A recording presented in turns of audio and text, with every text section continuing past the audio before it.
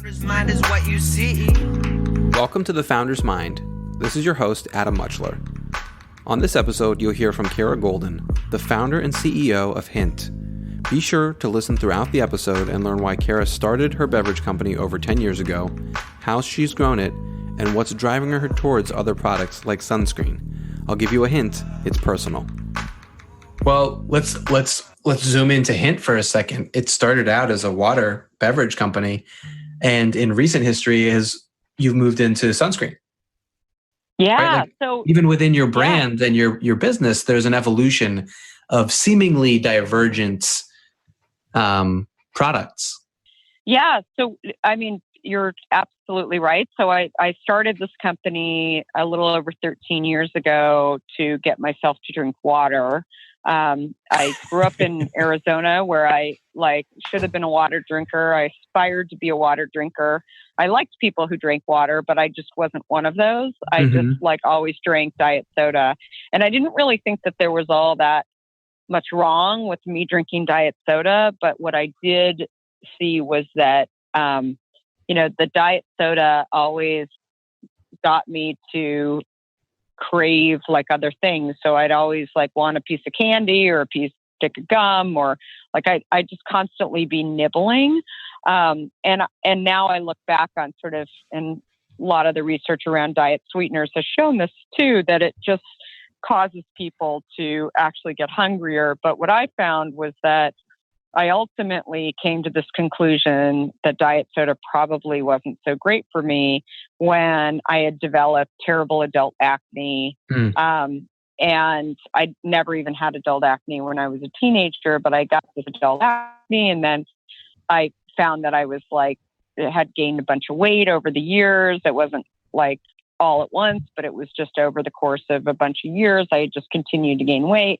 And then I also had really low energy. And, there were lots of, people who were helping me sort of blame lots of different things on why this was occurring. Everything from, having a bunch of babies too close to one another to, working and being on planes all the time and, all these different issues. And then finally, I just decided I should just really clean up my diet. And it was relatively easy for me to do that with the food because I never felt like I was eating that much, junk. I wasn't eating 12 cupcakes a day or, 3 bags of Cheetos every day. I mean, that just wasn't sort of part of my diet.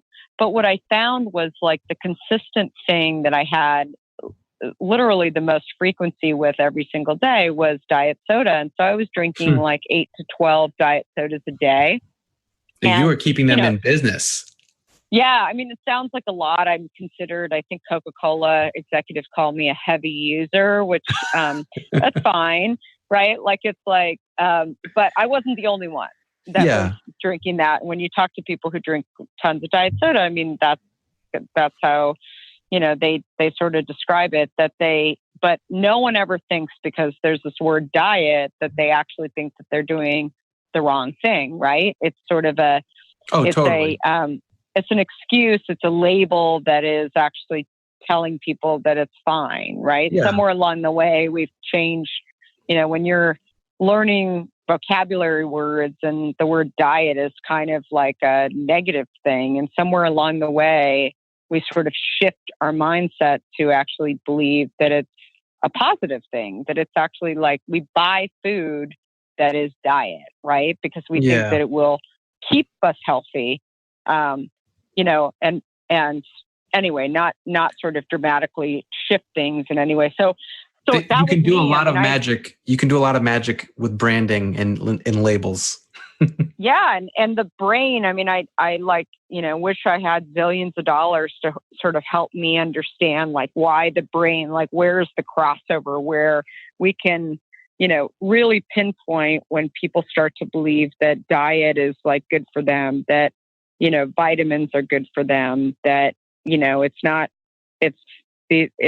a negative, but it turns into sort of a positive if they embrace those things that are marketed to them that are called, these words in some way. So anyway, so that was sort of me. I had sort of fallen into this trap. And then finally one day I just decided, because I didn't really understand the ingredients, not just the diet thing, but also the ingredients. There were over 30 ingredients in the diet soda that I was drinking. And so I decided, I'm just going to like put it to the side and drink plain water. And when I did that, I was really bored with plain water. I was like, as I said, I always aspired to drink plain water. I would line up 8 glasses of water on the counter and not go to bed at night until I had like had all 8 glasses of the water. That must have been really relaxing. Yeah. Like I just thought like, why is it such a chore for me to like want to drink water?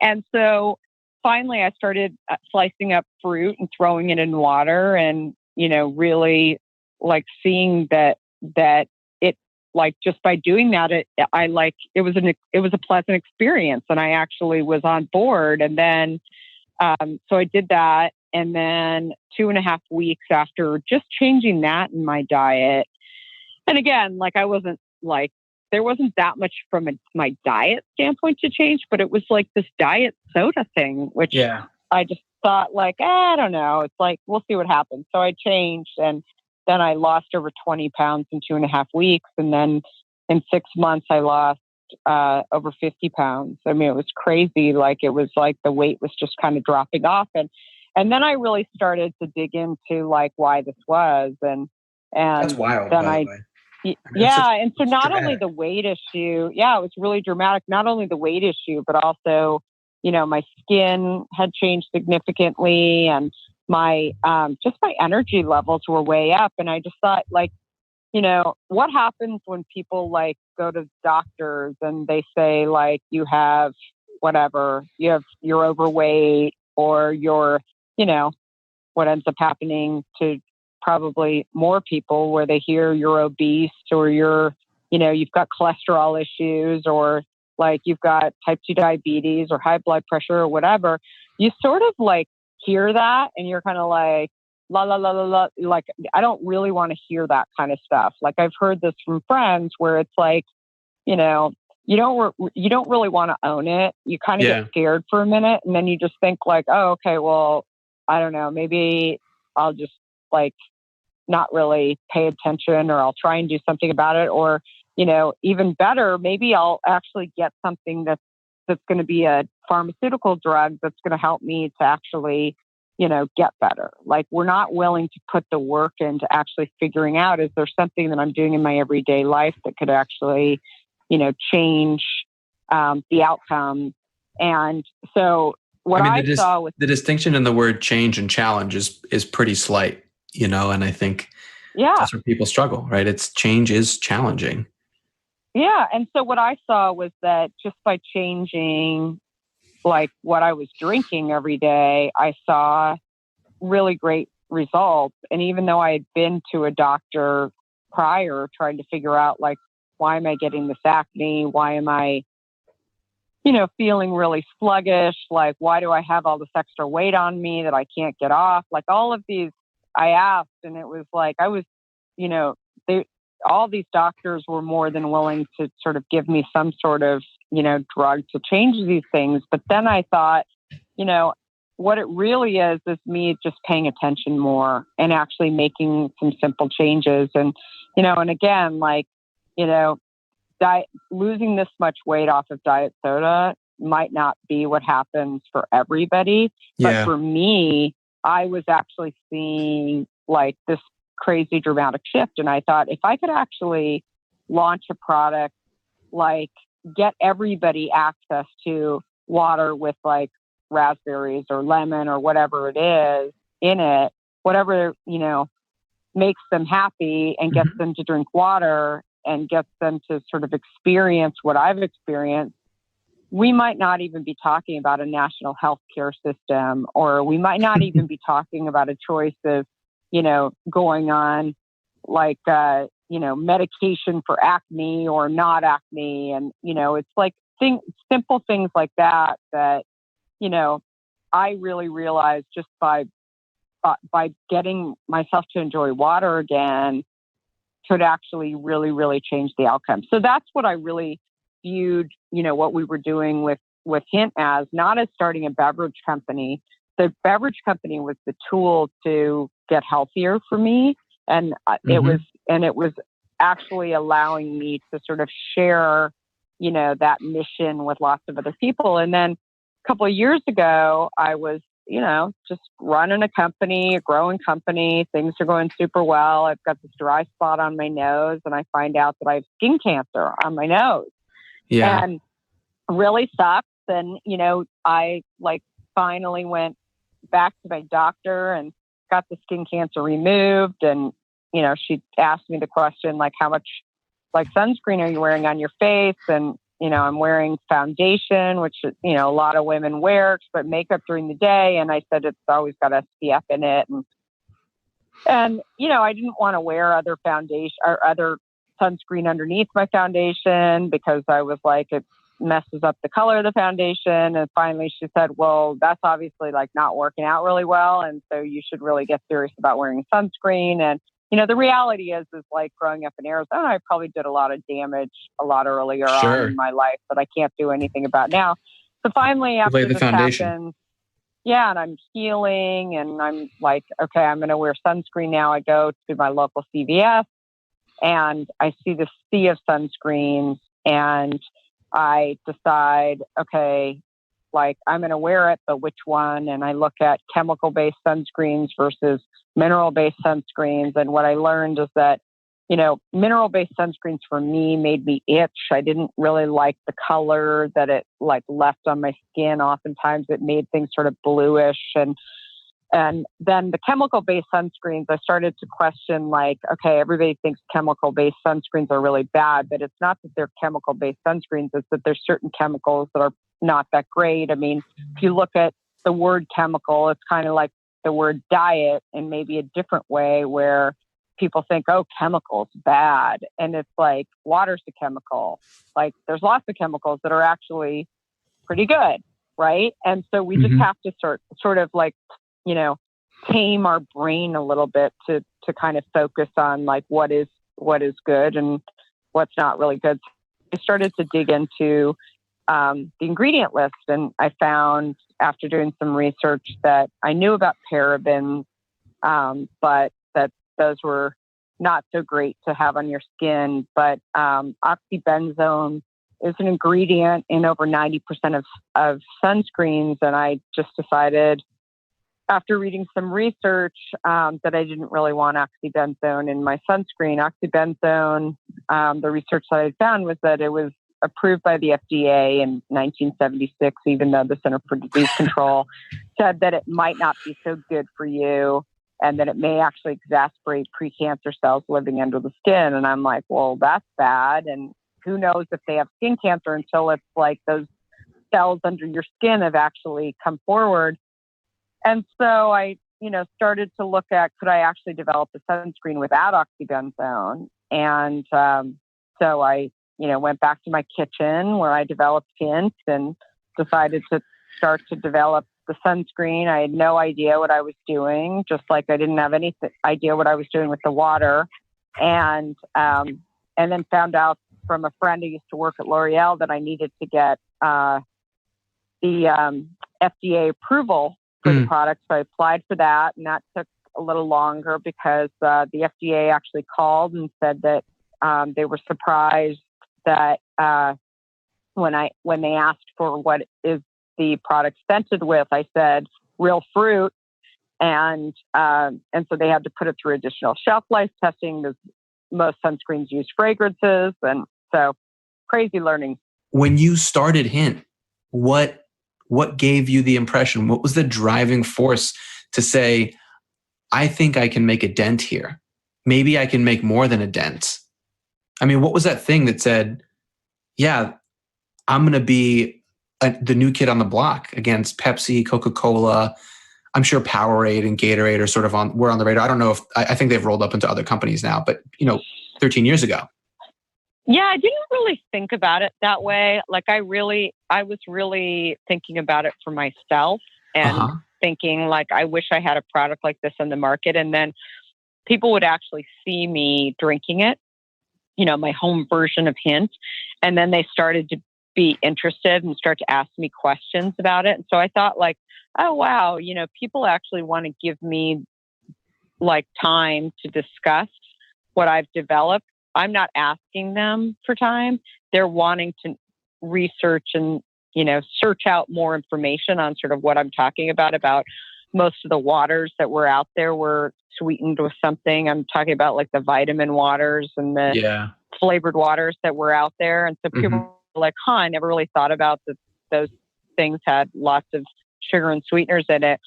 And so, once I actually decided to develop the product, I thought, okay, I'm going to get it in to the store. And, I sort of didn't even think about it as like, I'm going to go sell it. And then once I sell it, I'm going to go raise money. I was fortunate to be able to sort of do a small batch of this product and relatively cheaply, go and actually get it in the market and see if people wanted it. But pretty quickly, I realized that, we sold 10 cases that we had dropped off at our local Whole Foods. I had gotten a guy that was stocking the shelves to give me a little bit of space because he was pretty interested in the fact that, the product vitamin water that they had been stocking had sort of tricked him into believing that it was healthier than it was.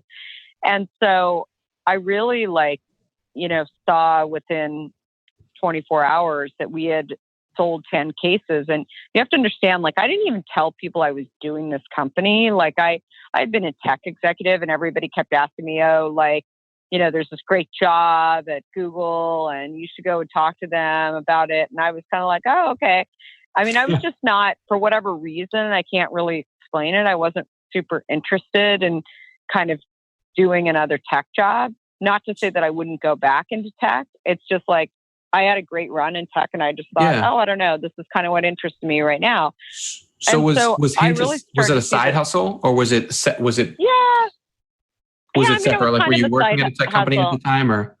No. So I had left AOL. I had left actually after I had had my third child and, technically actually my second child. And then I got pregnant really fast. And so I ended up being in sort of transition because I went out shortly after that on maternity leave and then they were selling, basically AOL was being sold to Time Warner and it was a crazy time. And so it was part of this whole transition team.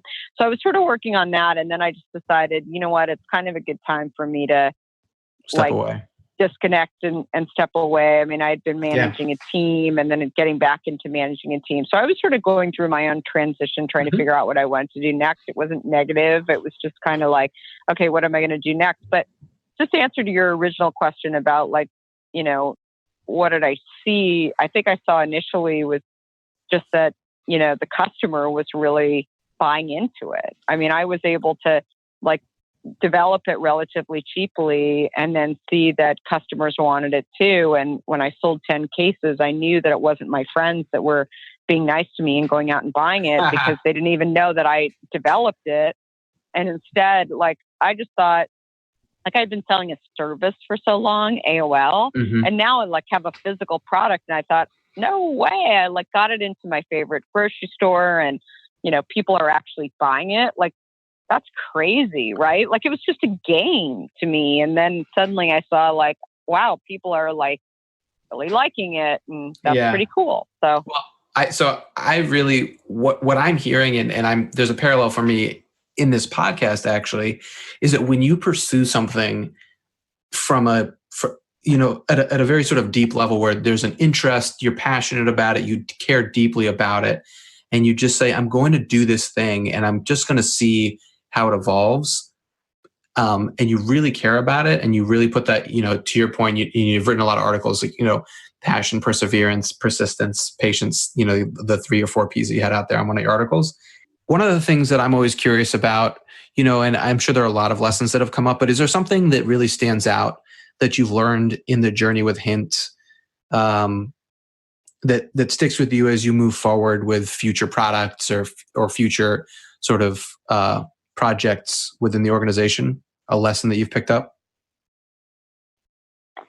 I think I would say that you can gain information from almost anyone and anything. And so you just sort of have to be very, very aware of lots of different things around you. So I would say that, I probably see myself gaining the most,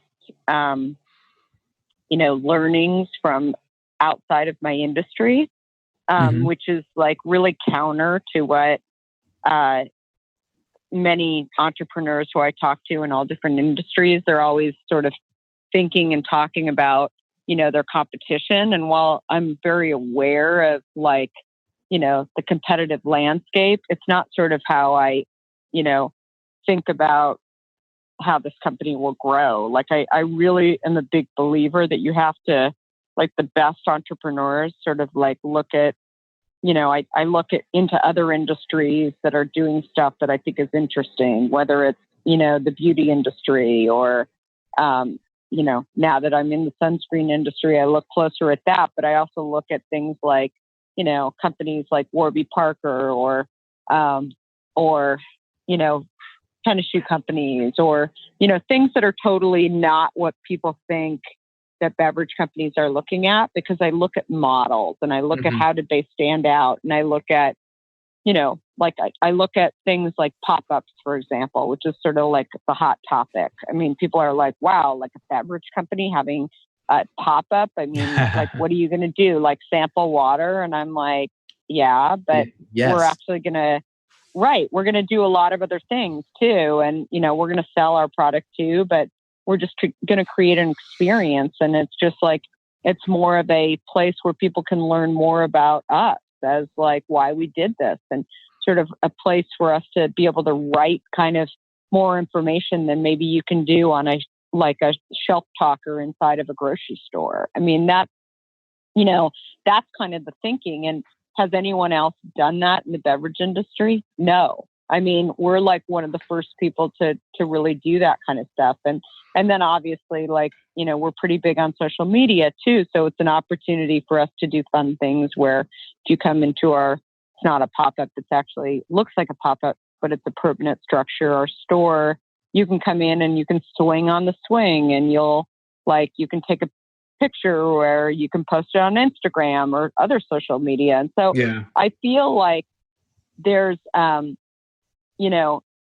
no one way to do things, I guess is what I'm saying. And I think that the biggest lesson that I've learned is, be open to sort of looking outside and really trying to find uniqueness in different models and, with different, I look at other founders and, I like listening to them. I like hearing them on podcasts. I like, I read a lot, like that sort of stuff, really helps me to kind of, spend time thinking about, different ways of doing things. Because I think at the end of the day that if you're not able to stand out in a consumer's mind, then it's really, really difficult to actually get traction.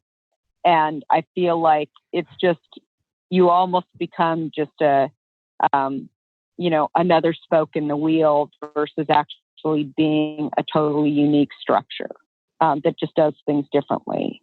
And so I think that the more you can focus as a, founder on finding not only your uniqueness, but your company's uniqueness, that will really help you to stand out. And you seem to be proving it, with what you're working on and what you're creating. I think that's a really great segue. Also talking about listening to other founders. Who's a founder that you admire and why? And we won't hold you to saying this is the only founder you admire, but just a founder that comes to mind. I have so many. I mean, if you walk into my office, you'll see, a lot of people use them now, but Steve Jobs has always been somebody that, for me, just like really kind of weathered the storm in so many ways. And, I sort of, I never worked with him. I worked for one of my companies long time ago that I worked for was an idea of his that was a CD-ROM product that was basically like pushed out of Apple because they decided not to work on it. Not that Steve didn't want to work on it or think it was a good idea, but because it just, was going to take a while to incubate some people inside of Apple that ultimately ended up pushing it out or taking it on outside of Apple. But I would say that, him for just his vision and his, ability to actually stay focused and put stakes in the ground around a brand and, be willing to also, really keep going towards that goal versus actually wavering. I mean, the number of people that I've seen who have launched brands in lots of different categories and read about them who have, started off one way and then as they've taken money from, different places or brought in, new leadership or however you want to look at it, they've done things that maybe they didn't really want to do, but other people wanted to do who for some reason had control over what they wanted to do. I mean, that just is usually a bad idea, right? Like, it's like, you've got to figure out like who you are as a brand. I mean, we know that, Hint, as far as beverages are concerned, we're about unsweetened flavored water, right? That doesn't mean that we can't go into carbonation. Which we have. It doesn't mean that we can't go into caffeination, which we have, but we don't sweeten any of our products. That's our promise to the consumer. And then as we go into different categories, I mean, we don't have ingredients like oxybenzone. We don't have ingredients like parabens. It's like, we put stakes in the ground around those ingredients, and we're not going to sit there and trick the consumer into thinking that we're an oxybenzone-free company, for example, and then we go stick it in our like lip balms. Like, people do that, a lot. And it's just not who we are going to be. We're looking to develop a relationship with the customer and become a trusted brand. And so I think that that's where, like, I see Steve, like, was somebody that, really said, like, we want to make products better. We want people, like, we want to think ahead of what people feel like they need. So I would say he's probably, somebody that, I really, I really think was a true unique, founder in his own right. And I would have to say, two other people, sadly one who is no longer here, but Andy and Kate Spade. I mean, I think that those guys in particular, I remember meeting with Andy ages ago and talking to him about Hint, and he has an ad agency in New York. And I was lucky enough to see the brand book behind Kate Spade. And wow. I remember when Kate first started, she actually went to Arizona State where I had gone as well. And she was a few years older than me, but I can't say I really knew her, but I'd met Andy a few times before and know his brother Dave. And anyway, it was interesting because he really believed that, it all started with the black bag as far as Kate was concerned, but he thought it was going to be so difficult to, for those of you who don't know, like the Kate Spade product, it all started with a black handbag, and that's all they had for like a couple of years. And then they branched out to different colors and doing other things. But he basically said, like, I can't control my destiny. And this is what his brand book said. I can't control my destiny if I basically rely on the Bloomingdale's and the Macy's of the world to basically say, you're going to only have this much space. And so he decided very early on to actually build a store that was really spoke to, this is what the promise is of Kate.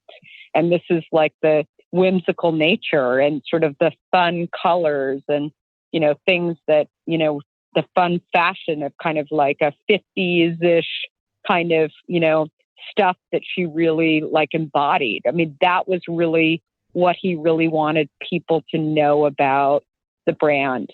And so it was a very bold move. It was, I would say it was one of the first brands outside of major department stores that I certainly remember that kind of made, that shift. And frankly, when Apple decided to build their stores, it was the first thing that I thought of when I heard that Apple was going to build stores. I thought like, wow, this is super crazy. And then I thought about, what Andy had done. And I thought, I don't know, it's like, it's not that crazy. I mean, it's like they're relying on the Best Buys and the, Circuit Cities of the world to actually, show what they really, what's the meaning and what's the why behind the product. And if they've got to pay millions of dollars to do that, they've constantly got to be fighting to figure out like how it's being merchandised. Why don't they just buy their own, set up their own stores to do that? So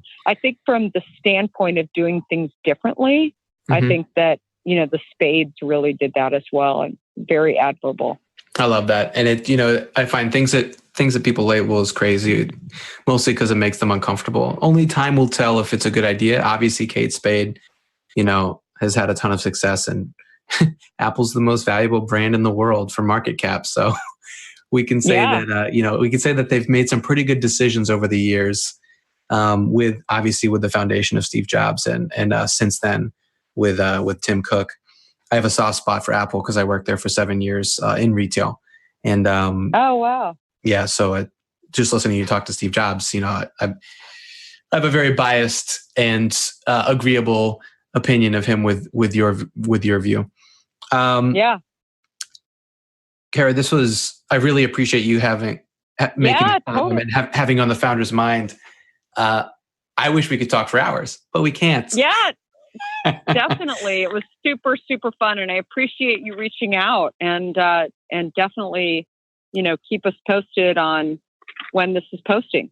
I will. And it should be obvious. You Google Kara Goldin, people will find you. KaraGoldin.com, I'm assuming, at Kara Goldin everywhere.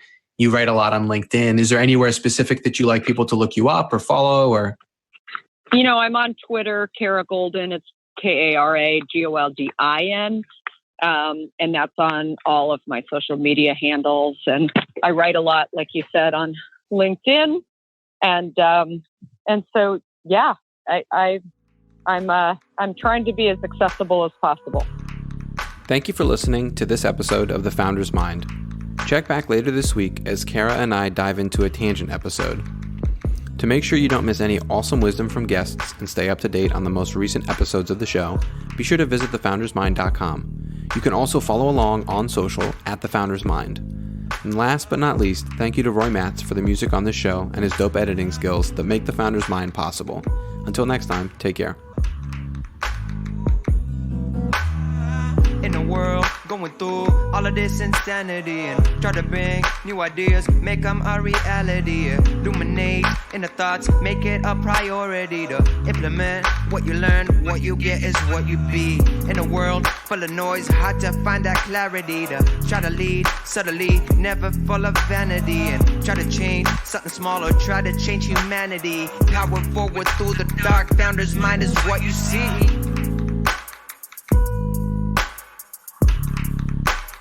Founder's Mind is what you see.